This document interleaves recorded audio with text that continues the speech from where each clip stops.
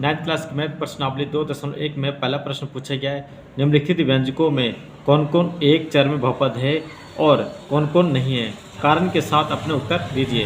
दोस्तों ये क्या है दोस्तों, आप इसको लिख सकते हैं एक चर में बहुपद, एक चर में बहुपद है। इसका रीज़न भी आपको देना पड़ेगा दोस्तों। रीज़न क्या है, ये कारण, क्योंकि कारण के साथ आपको यहाँ पर उत्तर मांग रहा है दोस्तों, इसलिए आपको कारण भी देना पड़ेगा।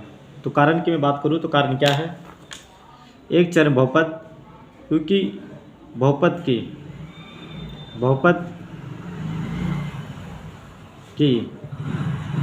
घात पूर्ण संख्या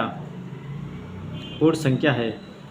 बहुपद की घात अगर पूर्ण संख्या हो जाती है तो क्या हो दोस्तों, एक चर में बहुपद है। जैसे कि अगर मैं बात करूँ दोस्तों, यहाँ पे क्या एक चर वाले बहुपद है। एक चर का मतलब क्या होता है, जैसे कि यहाँ भी x है और यहाँ भी x है, और ये जो घात है दोस्तों ये क्या है, पूर्ण संख्या है।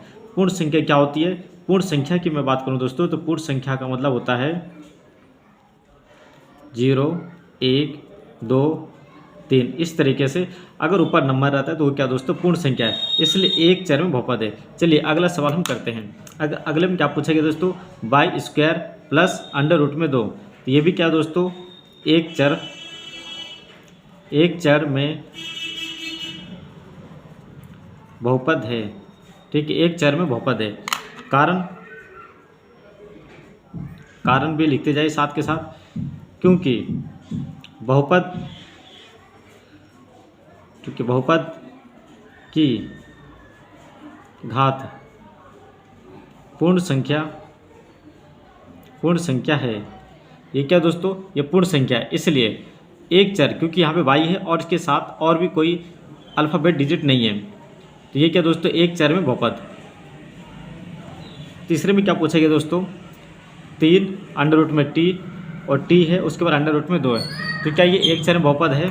तो यहाँ पे लिखेंगे एक चर तो है लेकिन बहुपद नहीं है, क्योंकि घात की मैं बात करूँ दोस्तों तो घात यहाँ पे पूर्ण संख्या नहीं है। घात ना ही तो 2 है, ना तो 0, ना तो कुछ भी नहीं है, तो इसलिए हम यहाँ पे लिखेंगे एक चर में बहुपद। ठीक है, एक चर में बहुपद नहीं है।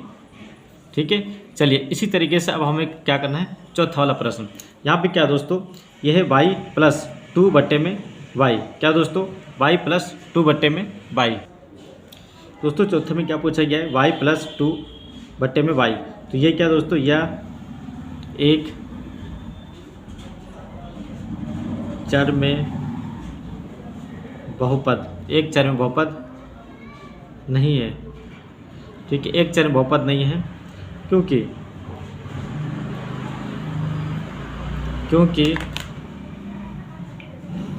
y की घात यानी कि बहुपद की घात पूर्ण संख्या नहीं है।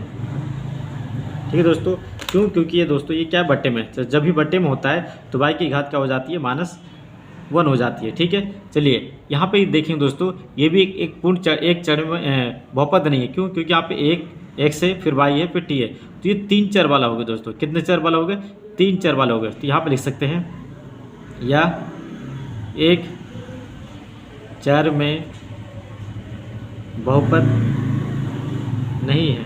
ठीक है, तो ये हो गया हमारा आंसर। फिर मिलते हैं अगले वीडियो में, तब तक के लिए आप अपना ख्याल रखिएगा। ओके, नमस्ते एंड बाय।